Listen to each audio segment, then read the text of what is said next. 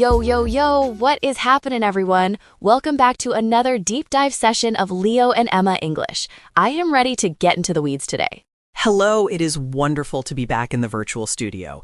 We are tackling a topic today that, let's be honest, makes English learners want to throw their textbooks out the window and move to a country with a strictly phonetic language. We are talking about the ghosts in our machine. I know exactly what you mean.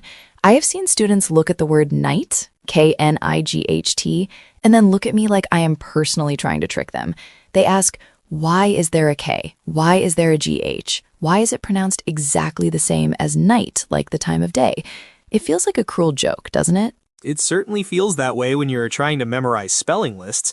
But today we are spending our time hunting for these silent letters. We aren't just going to list them, we are going to explain the why. Because once you understand the history, your brain starts to find patterns instead of just memorizing chaos. I like the way you put that. English is like an old house. You have a door that doesn't open, a window that's stuck, and a staircase that leads nowhere. These are our silent letters. They are architectural leftovers from the history of our language. So let's open that first stuck door. Let's talk about the Germanic ghost, the silent K. This is arguably the most famous culprit. Think of words like knee, no, knife, and knock. Today, that K is completely decorative.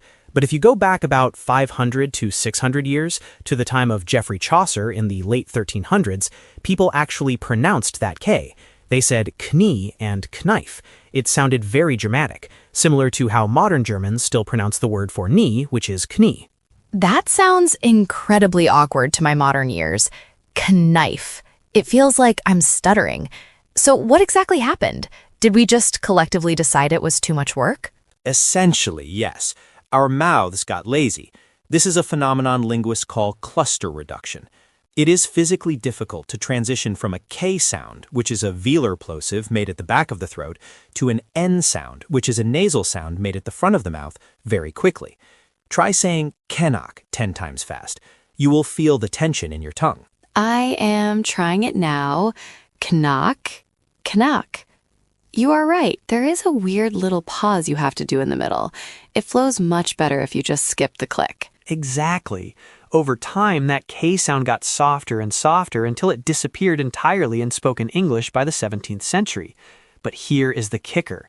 Right as the K was dying out in speech, a man named William Caxton brought the printing press to England in 1476. Ah, the printing press. The moment we decided to freeze everything in place. Precisely. Before the printing press, people spelled words however they sounded in their local dialect. But Caxton and his typesetters needed consistency. They looked at old manuscripts and decided, well, we have always spelled it with a K, so let's keep it. So the spelling got frozen in the 15th century, but the pronunciation kept evolving. We are effectively using 15th century spelling technology for 21st century speech. That is such a perfect example of why English is so hard. We are reading history books every time we send a text message. Now, let's move to another category, the silent B. This one feels a bit more devious to me. You find it in words like comb, lamb, thumb, and climb. The silent B is fascinating because there are actually two different stories happening here. For words like comb and lamb, it is a similar story to the K. The B used to be pronounced in Old English, but over centuries, the MB cluster at the end of a word became simplified. We just stopped saying the final explosive sound. Okay, that makes sense. Laziness again. But what about words like debt and doubt? I have heard there is something more suspicious going on there. You are spot on. In words like debt and doubt, the B was never there in the English word originally. In the Middle Ages, we borrowed these words from French. In French, they were spelled det and doute, no B anywhere. Wait, what? You mean we added a silent letter just for fun? That seems counterintuitive. It was not for fun, it was for vanity. During the Renaissance, around the 16th century, there was a huge movement among scholars to reconnect English with its Latin roots. They looked at the word debt and said this comes from the Latin word debitum. To show off that they knew Latin, they forced the B back into the English spelling. That is the ultimate linguistic flex. I am so smart. I am going to make this word harder to spell to prove I know Latin. It reminds me of people who wear glasses with non-prescription lenses just to look intellectual. That is a brilliant analogy. It is exactly like that. It is called etymological respelling. They did the same thing with salmon. It came from the French saumon, but scholars added the L to point back to the Latin salmo. We never pronounce the L in salmon, but it sits there, looking fancy. I will never look at a salmon the same way again. It's just a fish trying to be a Roman. Okay, we have to talk about the final boss of silent letters, the combination that makes students cry, the GH. The dreaded GH. Though, through, brought, daughter, light. It is everywhere, and it is terrifying because it seems to follow no rules. Right. Sometimes it is an F sound, like in rough or laugh. Sometimes it is completely silent, like in high. What is the deal with this shapeshifter? This GH represents a sound we literally no longer have in standard English. It was a velar fricative. Think of a rough, scratchy sound in the back of the throat, like the CH in the Scottish word loch or the German word Achtung. If you were an Anglo-Saxon in the year 900, you would have said Licht for light and Doctor for daughter. So it was a throat-clearing noise. Why did we stop doing it? Did we just decide it was too aggressive? Partly that, then partly the influence of the Norman conquest. When the French invaders arrived in 1066, they couldn't make that sound easily. It wasn't in their phonetic inventory. Over hundreds of years, as English became more polite and French-influenced, that scratchy sound softened. And that explains the split, why some turned into F and some went silent. Precisely. In some dialects, the scratchy sound drifted forward in the mouth and became the F sound, which is why laugh rhymes with giraffe. In other dialects, the sound just disappeared entirely, but in doing so, it lengthened the vowel before it. That is why night has that long I sound. The GH is like a tombstone. It marks the spot where a sound used to live. A tombstone. That is a dark but helpful image. When I see GH, I should just pay my respects to the dead sound and move on. Now, let's look at the most common silent letter, and arguably the most useful one, the silent E at the end of words.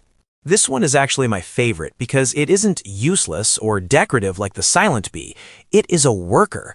We call it the magic E or the super E. We teach this to kids all the time. Its job is to reach back over the consonant and change the sound of the vowel before it. Bit with a short I becomes bite with a long I.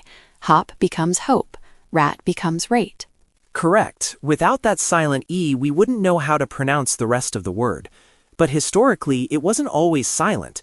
In the time of Chaucer, that E was pronounced as a faint schwa sound, like So name was pronounced something like nama. So love would have been lova? Essentially, yes. Over time during the Great Vowel Shift, we stopped pronouncing that final syllable. But the presence of that syllable had already stretched out the vowel before it, so we kept the letter to signal the length of the vowel. It is a fossil that has been repurposed into a tool. I love that. It's like turning a ruin into a functional building. Before we wrap up, I want to touch on one more category that confuses people, the silent W before an R. Words like right, wrong, wrist, and wreck. This is another case of physical simplification.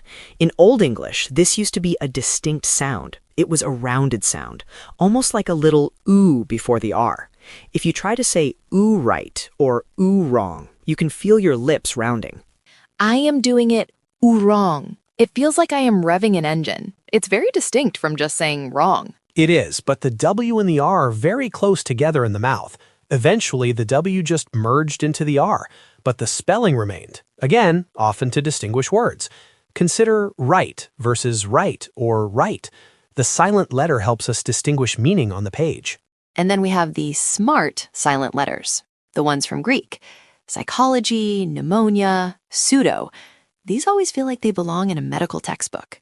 They usually do. These are direct borrowings from Greek. In Greek, the P is pronounced. You say psychology. But English speakers are terrible at starting words with two consonants like PS or PN. Our mouths just refuse to do it. It violates the phonotactic rules of English. Phonotactic rules, that is a fancy way of saying things our mouths agree to do. So we keep the Greek spelling to look academic, but we just ignore the first letter entirely. Exactly. It is another form of that Renaissance snobbery we talked about with the B. It signals, this is a serious scientific word. Before we go, I have to bring up one story I read about recently that blew my mind. The word island. There is a silent S in there that drives me crazy. Is that a Latin flex too? That is my favorite story of all, because it is actually a mistake. It is a typo that became law. The Old English word was Igland, which eventually became island. No S. It is a Germanic word. So where did the S come from? Those same scholars we talked about earlier looked at island and thought, oh, this must be related to the Latin word for island, which is insula, and the French word isle. They were wrong. It wasn't related at all, but they were so convinced of their own cleverness that they inserted an S into island to make it look like isle. Unbelievable. So millions of children have failed spelling tests because some guys in the 1500s made a bad guess? That is exactly what happened. It is a monument to human error. We've been talking for quite a while, and basically we've explored a linguistic graveyard. We have ghosts, we have tombstones, we have fake IDs. It is a bit dark when you frame it that way, but it is also true. Every silent letter is a story about how our ancestors used to speak, or how they wanted to be perceived. I'm convinced that if you stop seeing these letters as mistakes and start seeing them as clues, you'll stop being afraid of them. When you see KN, you think Old Germanic. When you see PS, you think Ancient Greek. When you see the S in island, you think pretentious mistake. It makes the language feel more alive. It turns spelling into history class. So here's your homework for today. Go find the most annoying word you know with a silent letter. Maybe colonel, which has a whole war between French and Italian pronunciation behind it. Or Wednesday, and try to find out why it's spelled that way. Tell us your findings in the comments. We'll be there to discuss the weird history of your favorite words. I really want to know who finds the weirdest one. Thank you for hanging out with us at Leo and Emma. You guys are the best. Stay curious, keep practicing, and we'll catch up with you in the next one. Bye-bye.